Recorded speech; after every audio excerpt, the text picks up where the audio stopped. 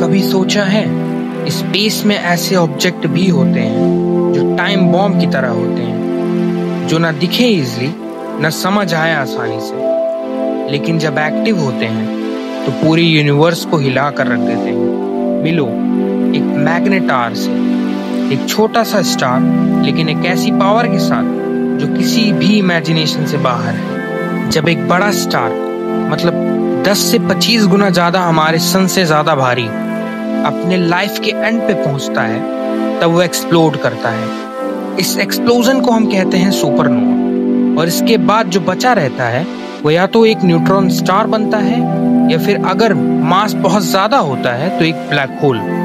लेकिन कभी कभी एक ऐसी स्पेशल कंडीशन में बनता है एक rare type of neutron star जिसे कहते हैं मैग्नेटार।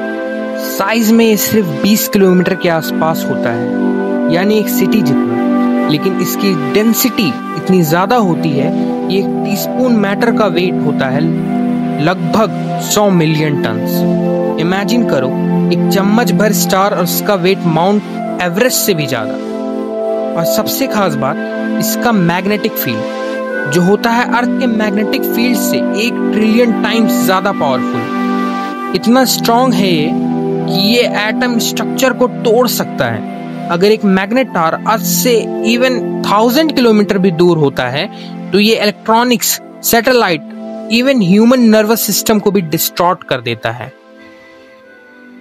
अक्सर हमें कंफ्यूजन होती है कि न्यूट्रॉन स्टार क्या है, पल्सार क्या है, मैग्नेटार क्या है, ये तीनों है क्या। सबसे पहले जानते हैं हम न्यूट्रॉन स्टार क्या है। ये बेसिक कॉम्पैक्ट स्टार है सुपरनोवा के बाद जो बनता है।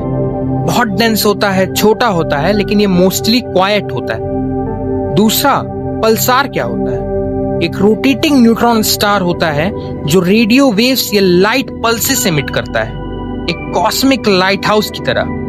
तीसरा, अब जानते हैं मैग्नेटार क्या होता है। ये एक न्यूट्रॉन स्टार होता है जिसका मैग्नेटिक फील्ड इतना पावरफुल होता है कि वो लाइट पल्सेस के अलावा ह्यूज गामा रेज और एक्सरेज भी फ्लेयर की तरह छोड़ता है। यानी सभी मैग्नेटार्स न्यूट्रॉन स्टार होते हैं, लेकिन हर न्यूट्रॉन स्टार मैग्नेटार नहीं होता। मैग्नेटार्स काम नहीं रहते। कभी कभी इनके सरफेस पे स्ट्रेस बिल्ड होता है ड्यू टू मैग्नेटिक टेंशन, और जब ये टेंशन ब्रेक होती है तो आता है स्टार पे, बिल्कुल एक अर्थक्वेक की तरह, पर किसी छोटे से स्टार के अंदर। और जब ऐसा होता है तो मैग्नेटार रिलीज करता है massive amount of energy, mostly in the form of gamma rays and X rays. 2004 में एक मैग्नेटार ने अर्थ से लगभग 50,000 लाइट ईयर्स दूर एक्सप्लोड किया। उसके रेडिएशंस ने अर्थ के एटमॉस्फेयर को कुछ सेकंड के लिए बदल दिया। आज भी साइंटिस्ट एक मिस्ट्री को सॉल्व करने की कोशिश कर रहे हैं। FRBs यानी फास्ट रेडियो बर्स्ट, ये अल्ट्रा शॉर्ट रेडियो सिग्नल्स होते हैं जो कुछ मिली सेकेंड के लिए स्पेस से आते हैं, और लगता है मैग्नेटार इन सिग्नल्स के पीछे हो सकता है। 2020 में एक मिल्की वे के मैग्नेटार से FRBs डिटेक्ट हुआ। पहली बार किसी मैग्नेटार को डायरेक्टली FRB देते हुए देखा गया। तो मैग्नेटार सिर्फ स्कैरी ही नहीं, साइंस के लिए भी एक गोल्डन की बन गया है। मैग्नेटार्स की लाइफ शॉर्ट होती है, अराउंड 10,000 to 100,000 ईयर्स के बीच। जैसे जैसे उनका मैग्नेटिक फील्ड डिके करता है वो लेस एक्टिव होते जाते हैं, and finally they became more like normal neutron stars. यानी अल्ट्रा वायलेंट फेज के बाद वो शांत हो जाते हैं, जैसे कोई रेजिंग स्टॉर्म जो इवेंचुअली थक जाता है। क्या मैग्नेटार्स अर्थ के लिए डेंजरस हो सकते हैं? शॉर्ट आंसर में कहूं तो नहीं।